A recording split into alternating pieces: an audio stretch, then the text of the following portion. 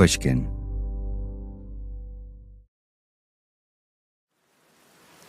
At 3 a.m, in the pitch dark and drizzling rain, the men were told that it was time to march. It was October 8, 1918. Company G of the 328th Infantry of the U.S. Army had been in France for almost 5 months, sleeping in wet and dirty trenches, enduring German bombardments that rattled their bones and made their ears ring, strapping on masks to save themselves from the suffocating and burning and blinding mustard gas, watching as their comrades got picked off by sniper fire. And now, in the blackest part of the night, Company G was on the move. They marched past bombed-out towns and trees that had been burned to stubs. The road was a maze of trucks and horses, slippery and almost impossible to navigate. Their wet boots hit the puddled roads in a kind of drum beat, the clump of horseshoes keeping time, the boom and flash of German artillery shells serving as terrifying punctuation. Deep in the mass of men was Private Alvin York. He had come to France from a tiny rural town in Tennessee, leaving the county of his birth for the very first time at the age of 29. Now he was here, wrestling with the fact that he was being sent into a terrible battle, one that would see certain death for some, if not most, of his company. He was wrestling with something else as well. He was a man of intense faith. He had committed himself to the service of God and the Bible. He believed wholeheartedly in one of the main tenets of Christianity: thou shalt not kill. Sniper bullets zipped past the muddy and exhausted men as they finally reached their destination, a hill near the French town of Châtel-Chehery.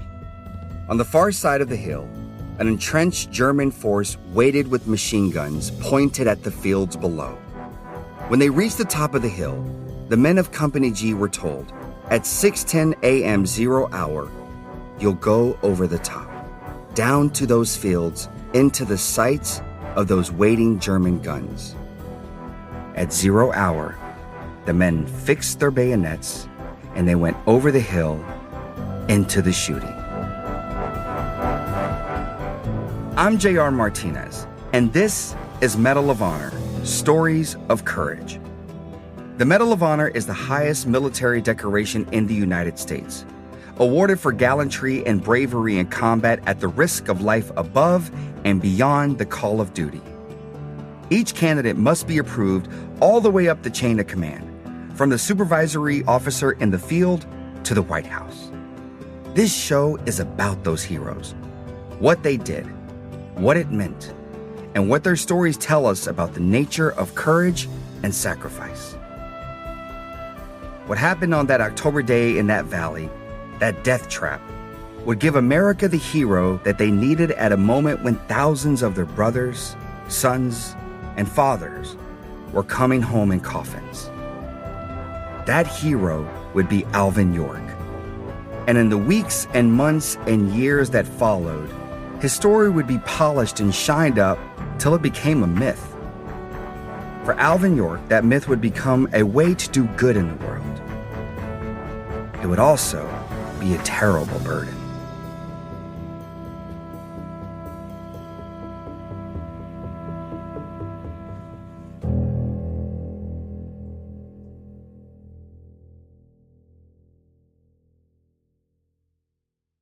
It's not your creed or your height, nor the color of your eyes that makes an American. It's our freedom and equality over the Constitution and our Bill of Rights that makes an American an almighty fighter. That's Alvin York you're hearing, a descendant from a long line of fighters. Both his grandfathers had served the Union in the Civil War. Keeping the country free ran in the family. Once a man has tasted that freedom, he'd rather die fighting than to do without it for himself and his children. Alvin grew up in Pall Mall, a tiny mountain hamlet, right around where the famous Davy Crockett supposedly wrestled a bear. Many, many miles from what anyone would consider an actual town. Alvin's father was a blacksmith, and his mom raised 11 kids. They all lived in a little cabin that once had been a corn crib. School was only open a couple of months a year, and young Alvin got the equivalent of a second-grade education. When Alvin was in his early 20s, his father died, which meant Alvin was the head of the family. He didn't take it well, according to his granddaughter, Deborah York. He became kind of the breadwinner. He often said the pressures of that led him to drink and become kind of a hellion. He drank, he gambled, he fought anyone and everyone he could find. He went, as he put it, hog wild. As he later said, quote, "I kind of thought I could whip the world, and more than once set out to do it." He entered moonshine drinking contests. He got in a knife fight over a girl. He shot at things for no good reason. When he got home from partying, his mother, Mary, would be sitting up waiting for him, praying for his soul.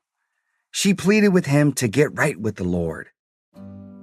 And on January 1, 1915, he did. He thought about all the sacrifices she had made for him.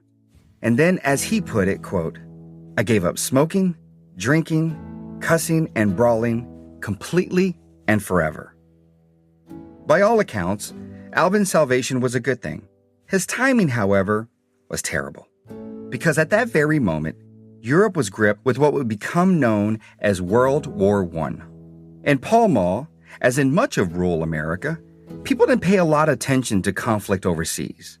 So when Alvin was drafted in 1917, he was horrified. He later said, quote, "I never had killed nobody, even in my bad days. I didn't want to begin now." Yet he was also deeply patriotic. He was in conflict with himself. And he often said it wasn't that he was afraid to die for his country. He didn't want to kill for his country. That was what he was grappling with. Alvin wrote to the draft board, asking for release from service as a conscientious objector. His request was rejected once, then twice, and then a third and final time. His church that he belonged to was too small of a sect to be recognized by the government, so they denied his conscientious objector status. So in November of 1917, Alvin York reported for duty. He was 6 feet tall, tightly muscled from his years blacksmithing, hunting, and fighting. In pictures from this time, he has a full mustache and looks uncannily like the actor Benedict Cumberbatch. Handsome, if a little intense around the eyes. Alvin joined the 328th Infantry, 82nd Division, the U.S. Army. They were known as the All-American Division, for good reason, at least to hear Alvin tell it. The All-American Division was made up of boys from all over the country. There were boys from the mountains like me and boys from the small towns and cities. There were Southerners, New Yorkers, Middle Westerners, as well as boys from the cow country and the Pacific coast. And there were men whose folks had been Greek, Italian, Jewish, German, Polish, Swedish, and Irish. 3 men stood out to Alvin from the company. There was Bernard Early, an Irishman and bartender who liked to drink and fight in equal measure. There was Otis Merrithew, 21 years old and an orphan, who had gone under an assumed name to enlist. Alvin later described those two as, quote, "just about the hard-boiledest soldiers I ever knew."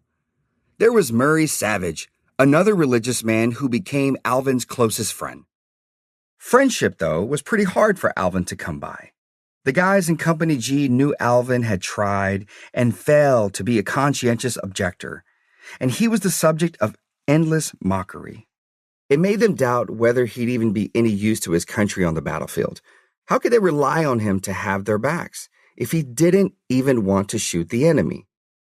As Merrithew put it years later, quote, "Would he run and leave us exposed? Would he fight? I didn't know, and not knowing bothered me." It was clear that some of the men really didn't like this Bible-thumping, slow-talking rube from nowhere, Tennessee. The jeering and skepticism surely got to Alvin. But his days of brawling and fighting were over. at least where his fellow soldiers were concerned. The Germans would be another thing entirely.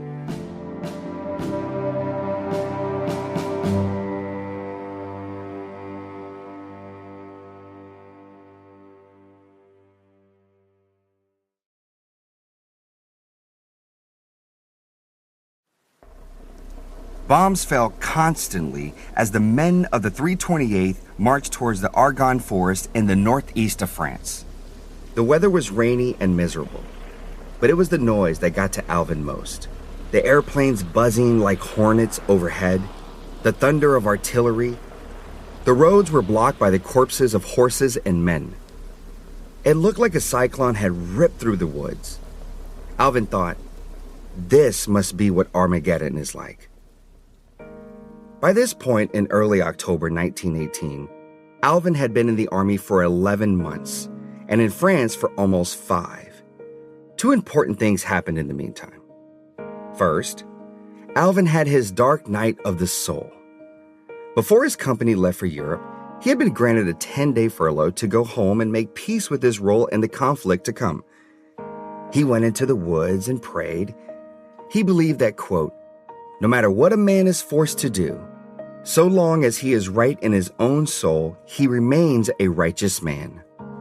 Ultimately, Alvin convinced himself that he wasn't going to France to take lives.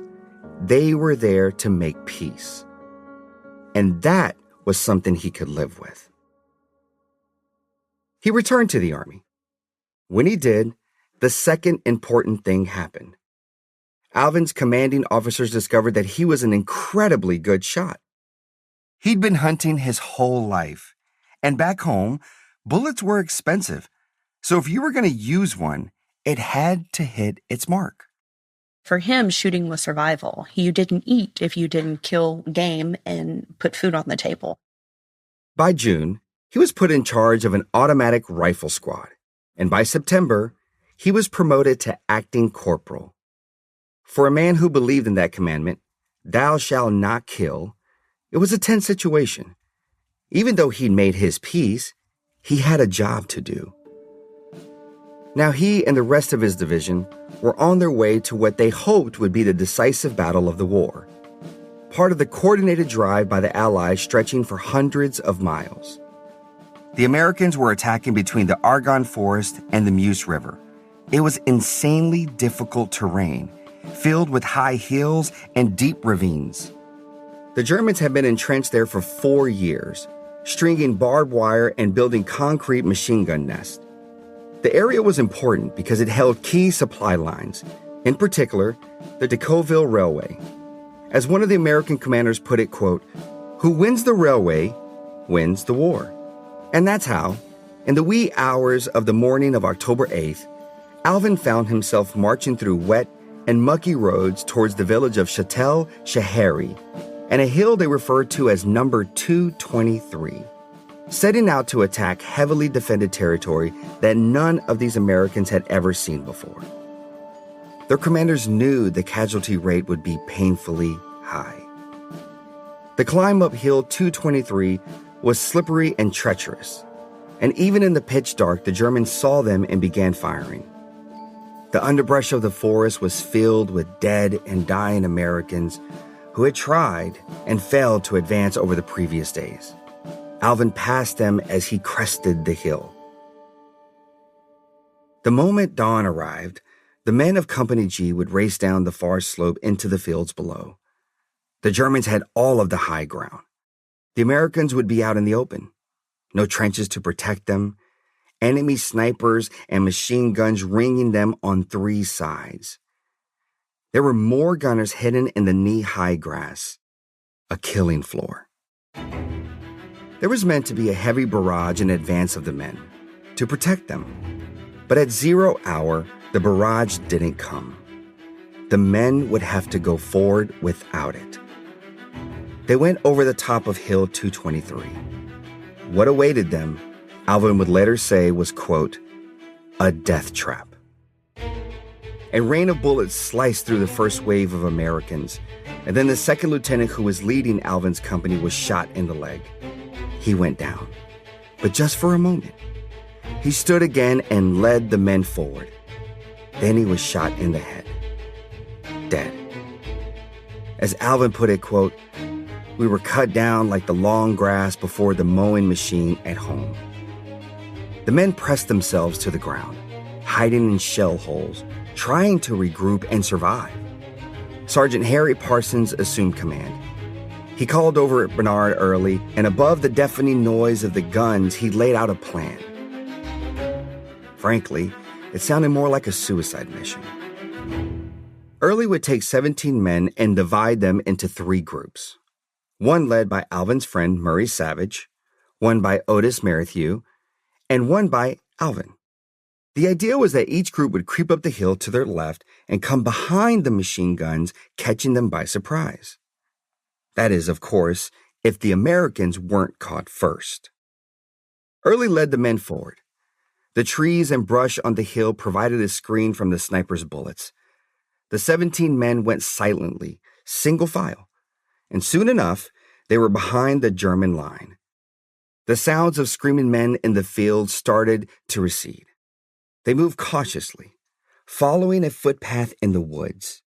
Then they started to hear the drum of machine gun fire on the ridge above them. Suddenly, one of the men called out, "Germans!"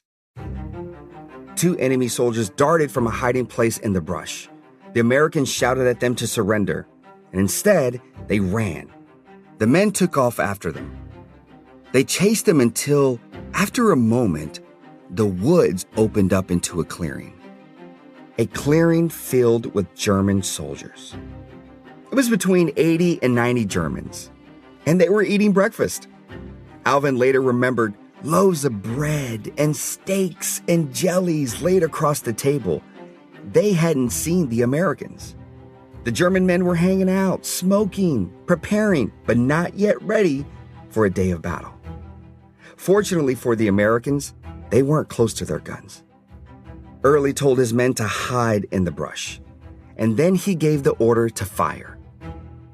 The small group of Americans caught the Germans totally by surprise, and now the enemy was falling where they stood. Some of the Germans surrendered immediately. They assumed they were surrounded by a far superior force. Others took off running. Early told his men to hold fire and approach the officer to the group. Fortunately, the Germans spoke enough English to follow Early's order.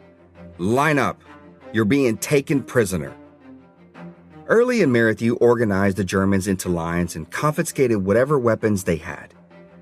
But the Germans saw something the Americans missed: a signal from the machine gunners on top of the ridge. Suddenly, all the Germans hit the ground, diving for cover, and a spray of machine gun fire ripped through the Americans. Early was hit in the arm and side at least 4 times. He was down for the count, but conscious. Merrithew was shot multiple times in the left arm. In total, 3 of the 17 Americans were wounded and 6 were dead, including Alvin's dear friend, Murray Savage. He was shot 9 times, his uniform cut to shreds. As Alvin remembered it, quote, "Thousands of bullets kicked up the dust all around us. The air was just plumb full of death." Some of the American survivors shot back at the machine guns on the ridge. Others clustered around the prisoners, training their guns on them. For one thing, it gave them a measure of safety. And for the other, if those German prisoners decided to fight back, the Americans would be utterly outnumbered. And they knew it.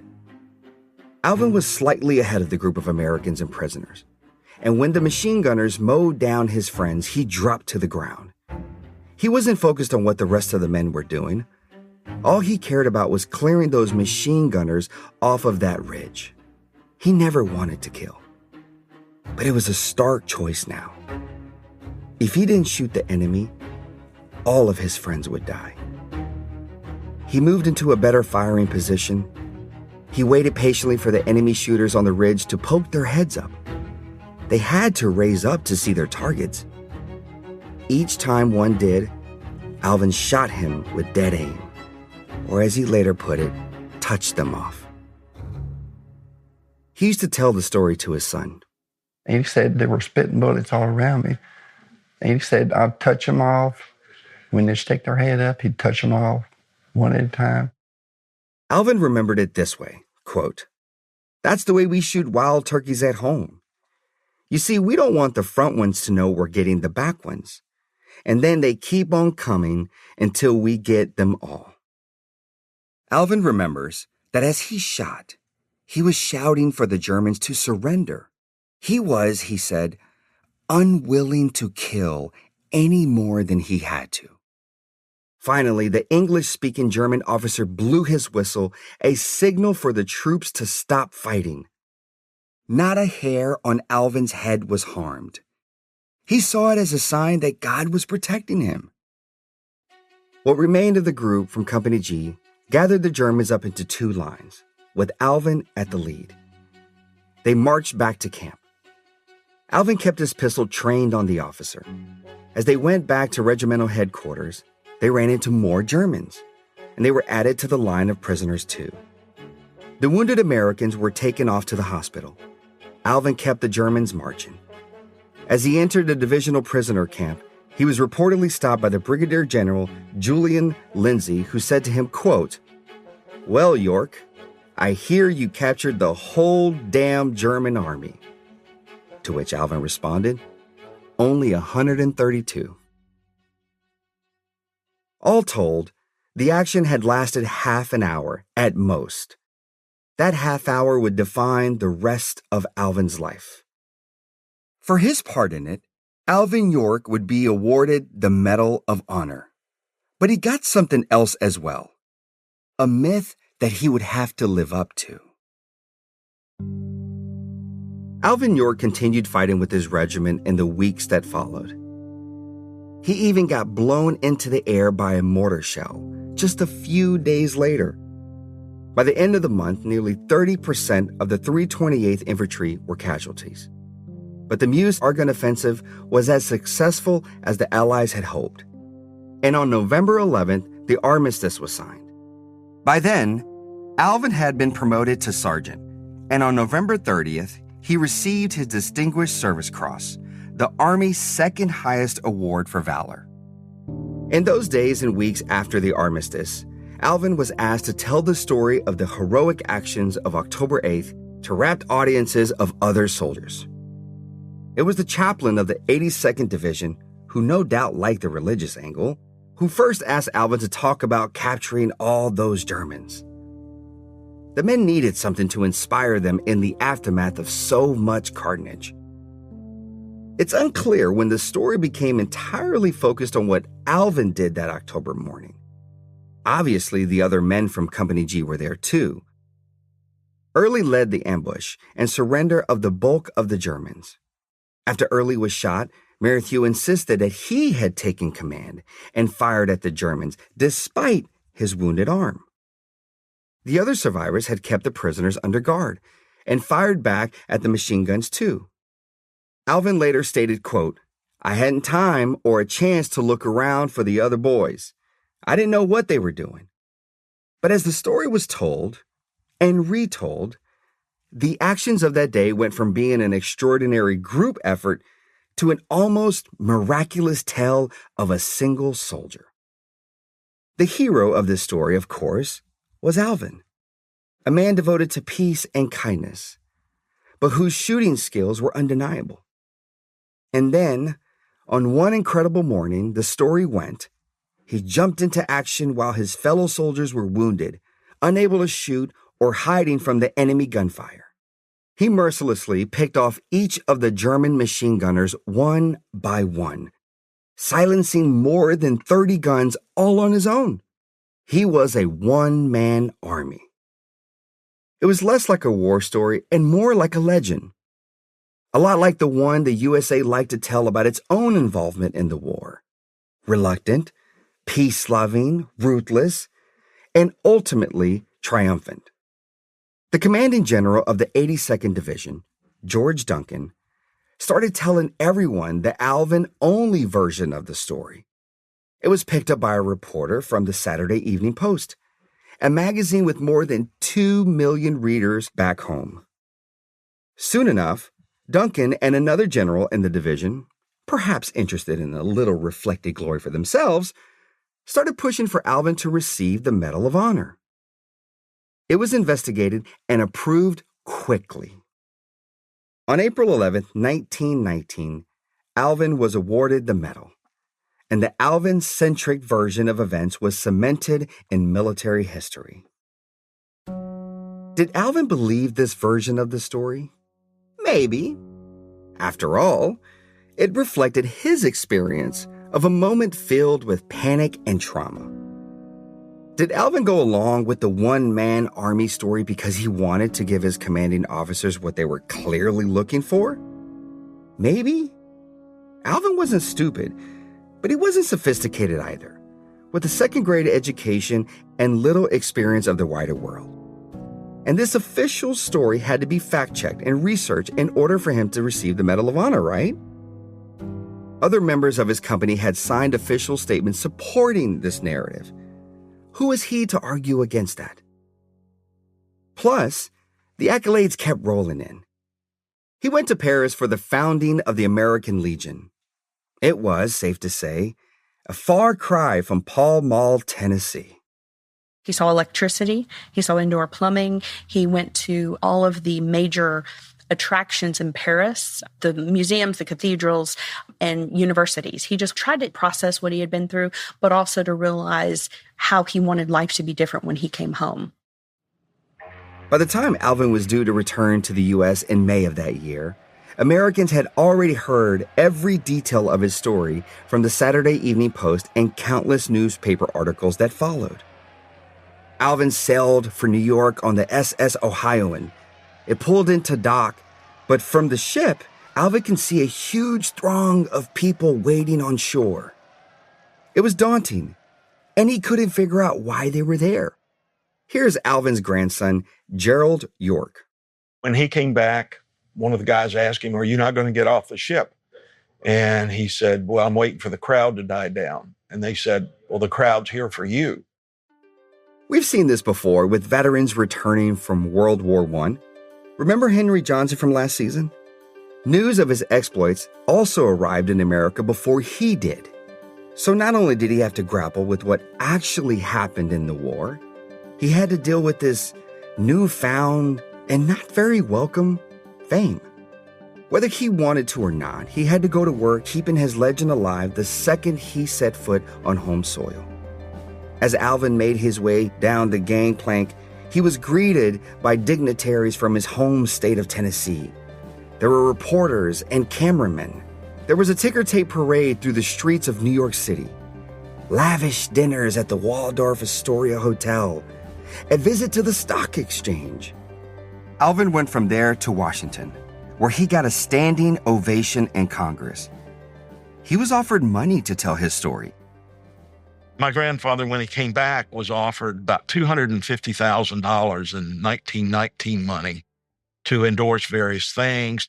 And he said, "I did what I had to do to save my comrades." And so, no, the uniform's not for sale. Making money off of killing people felt wrong to Alvin. And he didn't want a life on the road. He wanted to go home. But the newsreels followed him there too. The second elder in this church, Sergeant York, was a conscientious objector during the early stages of World War I, but when he got into action, he killed 25 Germans single-handed and captured 132, including a major and 3 lieutenants, and is credited with putting 35 enemy machine guns out of action. There's that legend of the one-man army again. Nothing backwoods about this backwoods boy, America's #1 World War I hero. This is Sergeant York. Alvin was offered a 400-acre farm, with the Nashville Rotary Club covering the down payment. It was meant to be a gift from the grateful state of Tennessee, though Alvin would end up on the hook for most of it. He married his sweetheart, Gracie, in front of thousands of well-wishers, presided over by the governor of Tennessee. But once the crowd of gawkers and fans disappeared, Alvin saw his beloved hometown through changed eyes. It was being left behind by the world. So he used his influence to get the state highway department to build an actual road through the hills.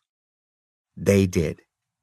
Today, it's still called the Alvin C. York Highway.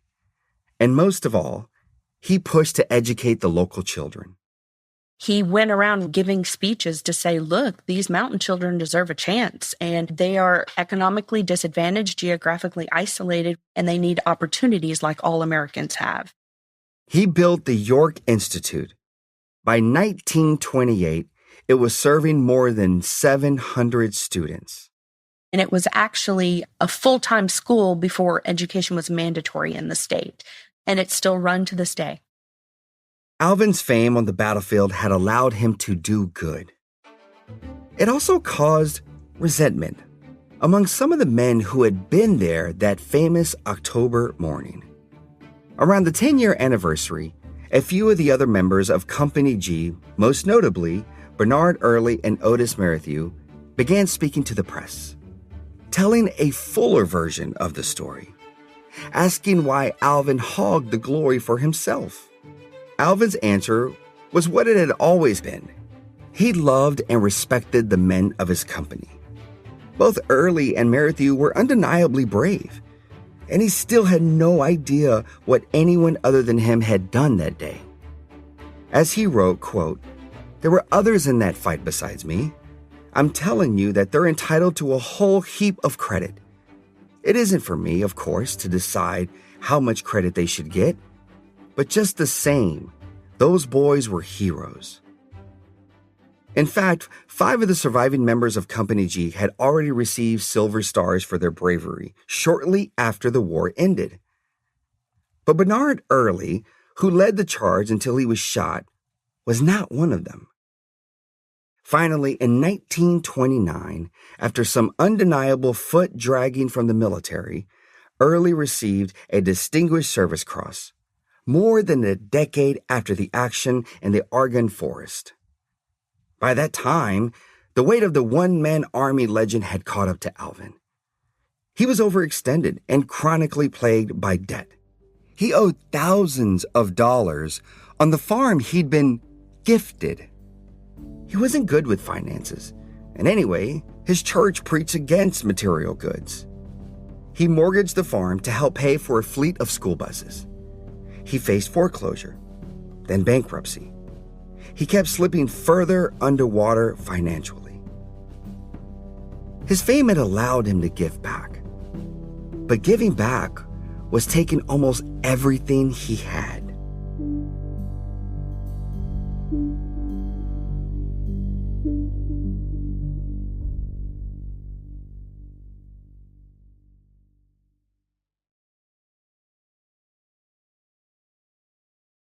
In 1940, Alvin was approached with an offer to cash in on his waning celebrity by selling the movie rights to his story. The timing was perfect. Not only was he broke, but he was desperate to achieve one of his dreams: building a Bible school in his community. He also, at that point, had 7 kids, most of whom had sort of hilariously patriotic names. Betsy Ross York, Woodrow Wilson York, you get the idea. Here's his son, Andrew Jackson York. He decided he wanted to build a Bible school, which is about a half a mile from here, building it on his old home place where he's born. And the movie came, he finally agreed to let them do it if they would agree to his terms. The movie would be called Sergeant York, and it was produced by Warner Brothers, the film studio run by Polish-born brothers Jack and Harry Warner. The Warners were Jewish and horrified by the rise of the Nazis in Germany. They saw the movie as a way to remind Americans of the importance of fighting for freedom everywhere. And that's when some of the controversy around Alvin's legend was stirred up once again. Otis Merrithew wrote to the studio, promising bad publicity if his heroism wasn't portrayed as equal to Alvin's. But the film went on as planned. After all, the movie wasn't really Alvin's story. It was Hollywood's, with invented scenes and composite characters, and Alvin played by Gary Cooper in a performance that would win him an Oscar. You see, I believe in the Bible, and I'm a believing that this here life we're living is something the Lord done give us, and we got to be a living it the best we can. And I'm figuring that killing other folks ain't no part of what he was intending for us to be a-doing here. The film was a blockbuster hit when it was released in the fall of 1941. It worked just as planned. A heartwarming piece of propaganda for a country that would soon find itself at war. It even helped fuel enlistments. But once again, it all came at a big cost to Alvin. He was in the news again. In one radio interview, he said, quote, "Although I was credited with wiping out the whole battalion of 35 machine guns, I was only one of 17 who did the job. I want the whole world to know that without their cool courage, none of us would be alive today." But let's be honest, people don't love a complicated story. They prefer a legend. He couldn't stop it, any more than he could have stood in that clearing in the forest and refused to return fire. Alvin believed that the U.S. was right to fight against fascism. In fact, he tried to enlist. He was too fat and too old, too out of shape, but they made him an honorary colonel and let him go across the country selling war bonds and actually giving speeches to increase morale for the troops going back across. He traveled the country, supporting the war effort and raising money for the Red Cross. He didn't ask for or receive any payment. And for the second time in his life, he tried to reconcile his love of the Bible with his patriotism. It's not an easy thing for a man to make up his mind to go to war. This is really him, not Gary Cooper playing him. The man, not the myth. I well remember the doubt and confusion I felt about going to the last one. For war means more than uniforms, marching and band music. It means facing death and suffering. And what's almost worse, it means carrying death and suffering to others. Thou shalt not kill is written in the Bible. Here in America, we've always tried to follow that commandment. Our enemies have denied us the right to follow it. His financial situation was in shambles, but his North Star remained steady, focused on serving the people of his little mountain community.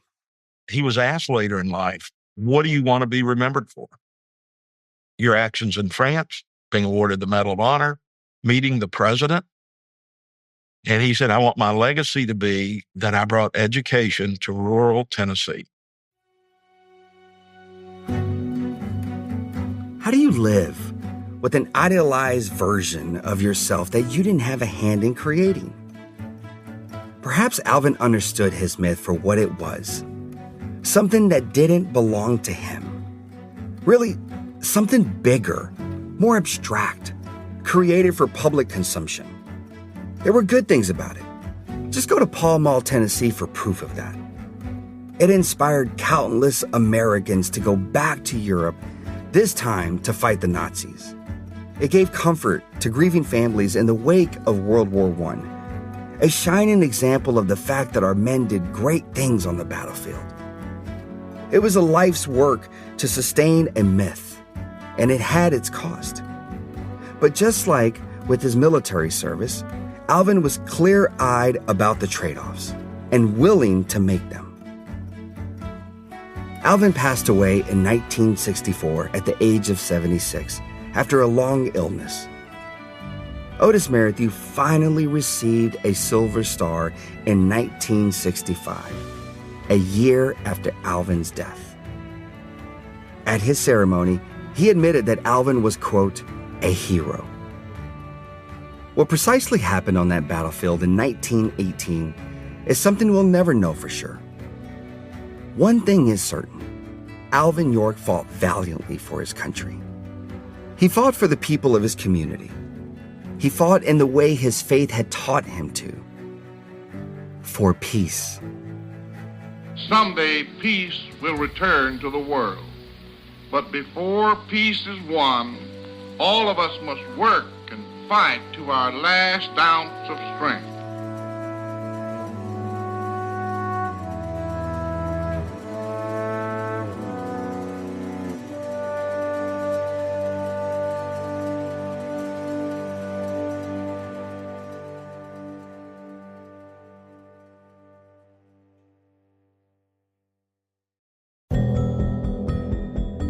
Medal of Honor, Stories of Courage is written by Meredith Rollins and produced by Meredith Rollins, Jess Shane, and Suzanne Gabber. Our editor is Ben Nadav Hafri. Sound design and additional music by Jake Gorski. Our executive producer is Constanza Gallardo. Fact-checking by Arthur Gompertz. Original music by Eric Phillips. Special thanks to the Congressional Medal of Honor Society, Tennessee State Parks, Thomas Wilmer, host of the radio show Journeys of Discovery with Tom Wilmer, and KCBX, the public radio station servicing San Luis Obispo, California. If you want to learn more about this story, take a look at our show notes, where we have some of the resources we used to put together this episode. We also want to hear from you, so send us your personal story of courage or highlight someone else's bravery. Email us at medalofhonor@pushkin.fm. I'm your host, J.R. Martinez.